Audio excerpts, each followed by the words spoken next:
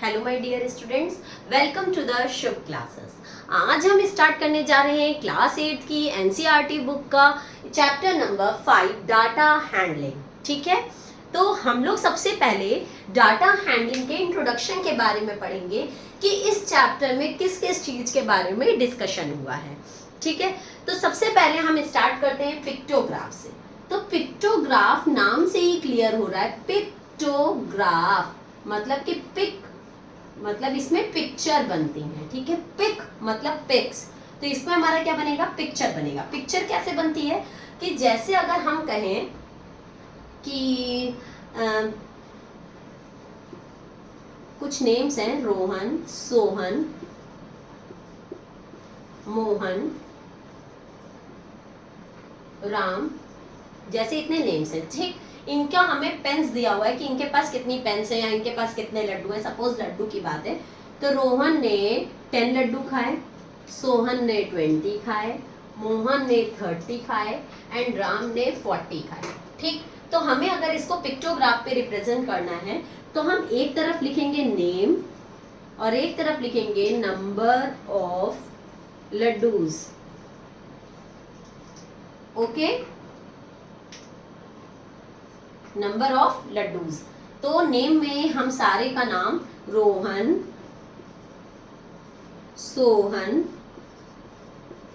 Mohan and Ram. ठीक है, अब देखिए 10 लड्डू रोहन ने खाए हैं तो हम यहाँ या तो 10 लड्डू बनाए तो ठीक है, चलिए 10 तो बन जाएगा, फिर 20 बनाए, 30 बनाए, 40 बनाए। तो इससे अच्छा आप यहाँ बना सकते हैं कि रिप्रेजेंट कर दीजिएगा कि एक laddu is equal to 10 laddus. ठीक है, जो 1 लड्डू होगा वो 10 लड्डूज के इक्वल होगा। तो यहाँ पे 10 लड्डू खाया है तो हम सिर्फ 1 लड्डू बनाएंगे क्योंकि ये हो जाएंगे 10 लड्डूज के बराबर। ओके, सोहन ने 20 खाए हैं तो हम यहाँ पे 2 लड्डूज बना देंगे तो ये हमारा 20 के बराबर हो जाएगा। मोहन ने 30 खाए हैं तो 3 बनाएंगे,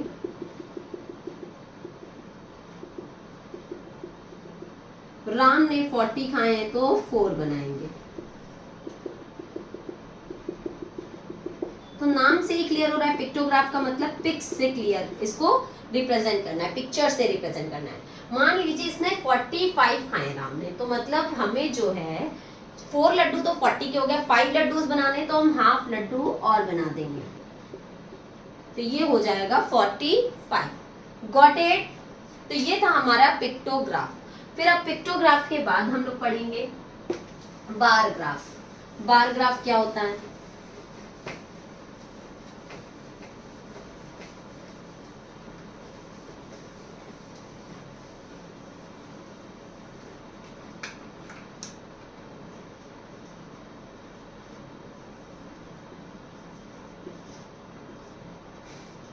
ठीक है, बार ग्राफ क्या होता है?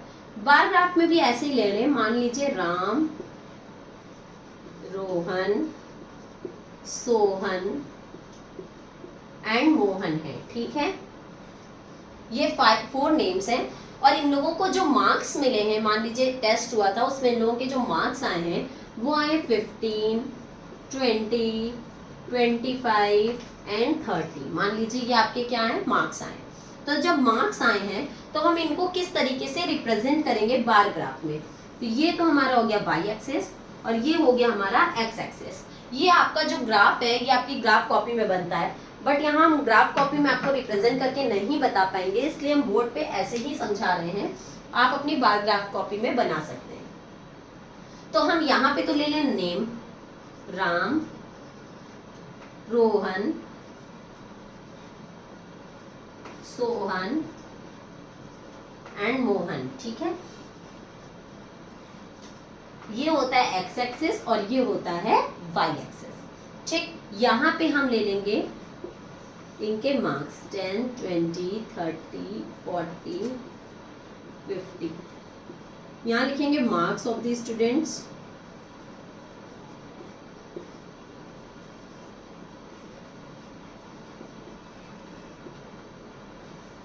और यहाँ लिखेंगे नेम ऑफ द स्टूडेंट। ठीक है, अब स्टार्ट करते हैं। राम के कितने मार्क्स आए 15, तो राम पे हम 15 बनाएंगे। 10 और 20 के बीच में आएगा 15, 10 एंड 20 के बीच में क्या आ जाएगा 15, ये राम का हो गया। रोहन को कितने मार्क्स मिले 20, तो जो रोहन का है वो 20 तक का जाएगा। सोहन के कितने मिले 25, तो सोहन का 20 एंड 30 के बीच 25 तक जाएगा, ये देखिए ऐसे 25 तक जाएगा। एंड मोहन को कितने मिले 30, तो मोहन का जाएगा 30 तक। ओके ऐसे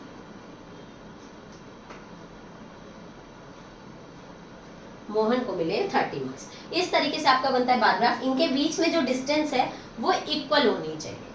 इसके बाद आता है हमारा double bar graph. Double bar graph में क्या होता है, एक साथ दो ग्राफ बनाने पड़ते हैं। जैसे मान लीजिए ये फर्स्ट यूनिट टेस्ट हुआ था, इसमें इन लोग कितने मार्क्स आए, और सेकेंड यूनिट टेस्ट का भी अगर गिवन हो, इसमें आए 25, 30, 40 एंड 50। तो इसको हम कैसे बनाएंगे, तो राम वाले में ही फर्स्ट यूनिट टेस्ट का बनाया 15 एंड सेकेंड यूनिट टेस्ट का बना देंगे इसी से ऐसे ज्वाइन करके 25। ओके, फिर रोहन का 20 एंड 30, 20 बना है, अब इसी से ज्वाइन करके ऐसे बन जाएगा 30। ये डबल बार ग्राफ होता है। सोहन के 25 आए थे, उसके बाद आए 40, तो सोहन में हम अटैच कर देंगे 40 तक का ऐसे। ठीक, मोहन के 30 आए थे, अब कितने आए 50, तो मोहन में हम अटैच कर देंगे ऐसे 50। Got it. इस तरीके से हमारा क्या बनता है, डबल बार ग्राफ बनता है। जब आप ग्राफ कॉपी में बनाएंगे तो आप आराम से बना लेंगे। अब हम लोग नेक्स्ट पे करते हैं ऑर्गेनाइजिंग डाटा।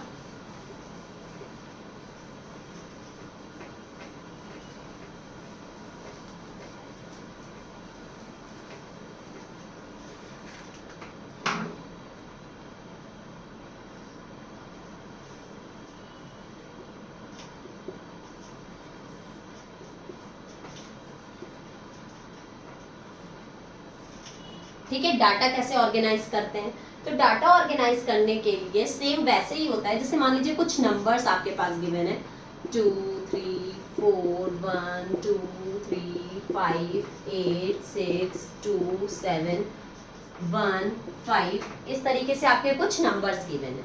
ठीक है, इन नंबर्स को हमें ऑर्गेनाइज करना है। तो सबसे पहले तो हम यहाँ डालते हैं नंबर्स, फिर यहाँ लिखेंगे टैली मार्क्स, फिर यहाँ फ्रीक्वेंसीज। ठीक, ऐसे हमारी एक टेबल बन जाती है। हम ऐसे एक टेबल बनाएंगे, इसमें हम नंबर्स लिखेंगे, कौन कौन से नंबर आए 1 2 3 4 5 6 7 8 तक के नंबर्स हैं। 1 2 3 4 5 6 7 एंड 8 तक के नंबर्स लिख लिए। अब 1 देखिए कितनी बार आया है, काउंट करिए 1 2 बार आया है, तो फ्रीक्वेंसी हो गई 1 की 2, और इसमें जो टैली मार्क बनेगा वो ऐसे 2 बनेगा। ठीक, अब 2 कितनी बार आया है 1 2 3 बार आया है, तो 2 आया है 3 बार, 1 2 3, और 2 के आगे लिख देंगे 3। ठीक है, 3 कितनी बार आया है 1 2 बार आया है, बल्कि 3 को हम थोड़ा और ज़्यादा बार लिख लें ताकि आपको एक टैली मार्क हम और बता पाएँ।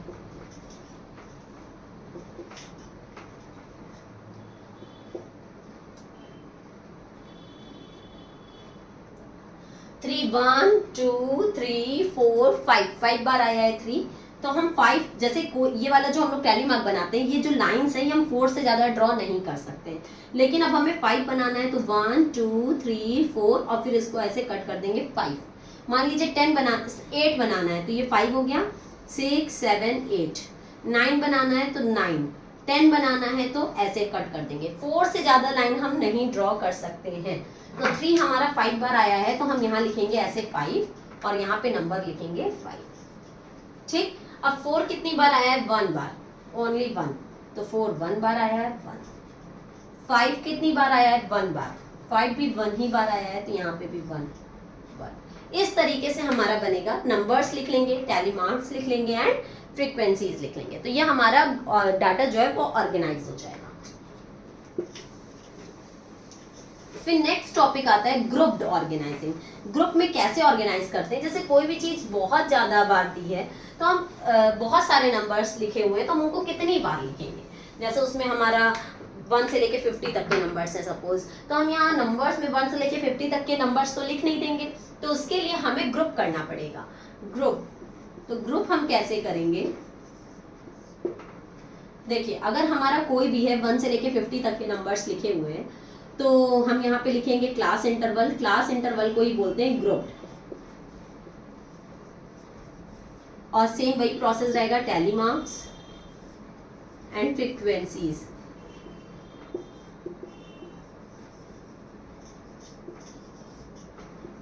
ठीक है, जो क्लास इंटरवल बनता है वो हम इस हिसाब से बनाएंगे, जैसे 0 to 10, 10 to 20, 20 to 30, 30 to 40। तो इसमें क्या होगा, 0 से लेके 10 तक के जितने भी नंबर होंगे वो इसमें हम काउंट कर लेंगे। 0 से 10 के बीच के जितने भी नंबर होंगे, मान लीजिए 5 है तो फ्रीक्वेंसी 5 और टैली मार्क्स 1 2 3 4 5, इस तरीके से बनाएंगे। बट 0 to 10 अगर लिखा है तो इसमें 10 इंक्लूड न करिएगा, 0 से 9 तक के नंबर को ही हम इंक्लूड करेंगे। जब 10 to 20 आएगा तो इसमें 10 होगा, ठीक, और इसमें 10 से लेके 19 तक के नंबर होंगे, 20 को काउंट नहीं करेंगे। 20 इसमें आएगा, 20 से लेके 29 तक के नंबर्स हम इसमें लेंगे, 30 को काउंट नहीं करेंगे। और 30 से 39 तक के नंबर्स इसमें लेंगे, 40 को काउंट नहीं करेंगे। तो इस तरीके से हमारे इनके बीच में जितने भी नंबर्स होंगे वो फ्रीक्वेंसी यहाँ पे और उसका टैली मार्क हम यहाँ पे बनाएंगे। ये होते हैं हमारे ग्रुप ऑर्गेनाइज डाटा। और क्लास इंटरवल हम लोग 0 to 10, 10 to 20 इस तरीके से भी बना सकते हैं, और 5 का भी डिफरेंस लेके बना सकते हैं, 0 to 5, 5 to 10, 10 to 15 इस तरीके से भी हम बना सकते हैं। जैसे आपका मना आप वैसे क्लास इंटरवल बना सकते हैं। ठीक है, नेक्स्ट आता है पाई चार्ट।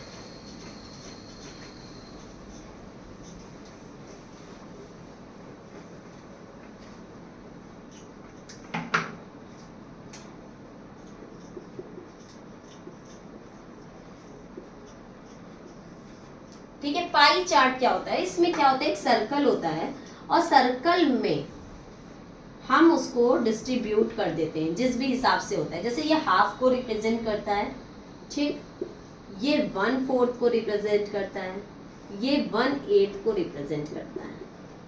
ठीक है, एक तो इस तरीके से होता है, ये हमारा होता है पाई चार्ट। जैसे मान लीजिए अगर गिवन है कि कुछ स्टूडेंट्स हैं या कुछ लोग हैं जिनको समोसा लोग पसंद करते हैं 50% लोग, ठीक, और पिज्ज़ा पसंद करते हैं 25% लोग, ठीक, और आपका बच्चा और कुछ लेते हैं बर्गर पसंद करते हैं आपके 20% लोग, ठीक, और नूडल्स पसंद करते हैं 10% लोग। टोटल 100% हो गया, नो 5% इधर हम ले ले 15, तब होगा 100%। 50, 60, 75 एंड 25, दैट इज 100%। अब इसको अगर हमें पाई चार्ट में रिप्रेजेंट करना है तो हम कैसे रिप्रेजेंट करेंगे? इसको रिप्रेजेंट करने के लिए सबसे पहले जो हमारा परसेंट है इसको फ्रैक्शन में चेंज किया जाता है। तो फ्रैक्शन में चेंज करने के लिए 50% को हम लिख सकते हैं 50/100, 25% को लिख सकते हैं 25/100, 15% को लिख सकते हैं 15/100 एंड 10% को लिख सकते हैं 10/100। ठीक, उसके बाद इसमें क्या करते हैं, इसको सेंट्रल एंगल क्या होता है, जैसे जो हमारा सर्कल होता है ये पूरा सर्कल मिलके 360 डिग्री का एंगल बनाता है, तो इसको हम लोग 360 से मल्टीप्लाई कर देते हैं, सेंट्रल एंगल से मल्टीप्लाई कर देंगे तो मुझे ये पता चल जाएगा कि ये कितने डिग्री का एंगल बना रहा है। ठीक है, अब हम इसको सॉल्व करेंगे तो 1 1 1 1 1 1 5 5 जा 25, 5 2 जा 10, 2 1 जा 2 and 2 8 जा 16, 1 1 2 5 जा 10 and 2 1 जा 2, 2 8 जा 16, 5 3 जा 15 और 1 0 1 0। ठीक है, तो ये हमारा आएगा 36 5 जा 5 6 30 का 0 कैरी आया 3, 5 15 16 17 18, ये 180 डिग्री बनाएगा और ये 90 बनाएगा और ये 54 और ये 36 डिग्री का एंगल बनेगा। ठीक है, ये हमारा आ गया। तो अब हम 180 degree, 90 degree, 54 degree and 36 degree का एंगल कैसे रिप्रेजेंट करेंगे ये हम यहाँ पे देखेंगे। ठीक है, तो सेंट्रल एंगल है तो हम सेंटर पे ही रख के रिप्रेजेंट करते हैं। जैसे ये हो गया हमारा सेंटर, तो सेंटर से जब हम ऐसे लाइन ड्रॉ करेंगे तो सबसे पहले समोसा को लाइक करने वाले कितने हैं 180 डिग्री, और 180 डिग्री जब हम यहाँ सेंटर पे अपना प्रोटेक्टर रखेंगे तो 180 डिग्री एकदम स्ट्रेट बनता है। ये 180 डिग्री एकदम स्ट्रेट एंगल होता है, तो जो क्या हो गया समोसा 180 डिग्री। ओके, या अगर इन्होंने 50% गिवन है क्वेश्चन में तो हम परसेंट में ही आंसर देंगे 50%। नेक्स्ट, पिज्जा को लाइक करने वाले हैं 90% लोग, 90 डिग्री लोग, तो फिर से हम अपना प्रोटेक्टर इसी जगह पे रखेंगे और इस लाइन से मिलाएंगे, तब हमारा 90 डिग्री ऐसे बनेगा। ठीक, तो ये हो जाएंगे पिज्जा को लाइक करने वाले लोग 25%। ओके, अब हम अपना प्रोटेक्टर यहाँ पे रखेंगे इस जगह पे, ठीक है, और सेंटर यहाँ पे रखेंगे। ठीक, तो जब आएगा तो हमारा बर्गर को लाइक करने वाले हैं 54 डिग्री लोग, तो यहाँ से हम 54 डिग्री का एंगल बनाएंगे, तो हमारा बन जाएगा मान लो ऐसे। ठीक, या और ज्यादा थोड़ा क्योंकि नीचे 36 ही है, ऐसे। तो ये हमारा आ जाएगा बर्गर का। बर्गर को लाइक करने वाले हैं 15% एंड नूडल्स को लाइक करने वाले ये बचे हुए आ जाएंगे 10%। ऐसे हम पाई चार्ट को रिप्रेजेंट करते हैं। सबसे पहले अगर परसेंट में गिवन है तो उसको फ्रैक्शन में चेंज करके 360 डिग्री से मल्टीप्लाई कर देंगे तो हमारा एंगल आ जाएगा, और एंगल हम प्रोटेक्टर की हेल्प से ड्रॉ कर लेंगे सेंटर पे रख के, जो हमारा इसका सेंटर होगा उस पे रख के हम ड्रॉ कर लेंगे, तो हमारा पाई चार्ट बन जाएगा। ठीक है, पाई चार्ट हो गया, बार ग्राफ हो गया, डबल बार ग्राफ होगा, ऑर्गेनाइजिंग डाटा हो गया। अब आता है प्रोबेबिलिटी।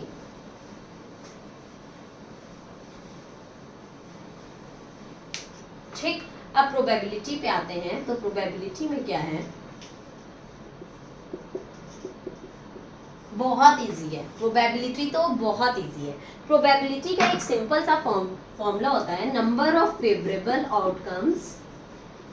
अभी हम इसका मीनिंग बता रहे हैं कि ये होता क्या है। Number of favourable outcomes upon total number of outcomes.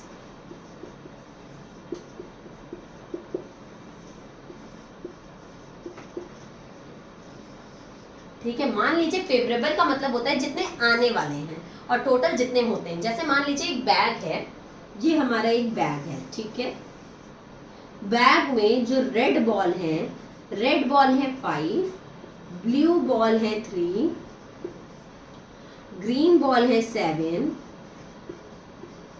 And pink ball है 4।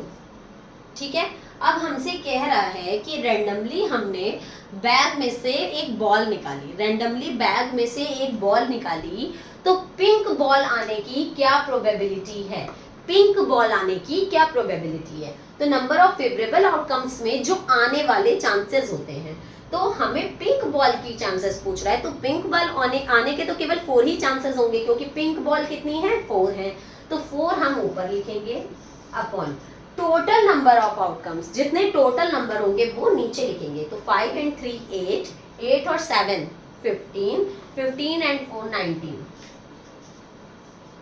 4/19 आंसर हो जाएगा कि पिंक बॉल आने की प्रोबेबिलिटी क्या होगी। इसी तरीके से हमारा मान लीजिए डाइस है, डाइस में हमारे नंबर होते हैं 1 2 3 4 5 6। कहते हैं अगर हमने डाइस को रोल किया तो उसमें इवन नंबर आने की क्या प्रोबेबिलिटी है। तो इसमें इवन नंबर क्या है, 2 है, 4 है एंड 6 है। तो इवन नंबर आने की प्रोबेबिलिटी होगी 3, 3 नंबर हैं तो 3 बाई टोटल नंबर्स कितने हैं 1 2 3 4 5 6, टोटल 6 नंबर्स हैं तो 3/6। अगर ये कट हो रहा है तो हम कट कर देंगे, 3 1 जा 3, 3 2 जा 6। दैट मीन्स कि किसी भी डाइस में इवन नंबर आने की प्रोबेबिलिटी 1/2 होगी। ठीक है, समझ में आ गया।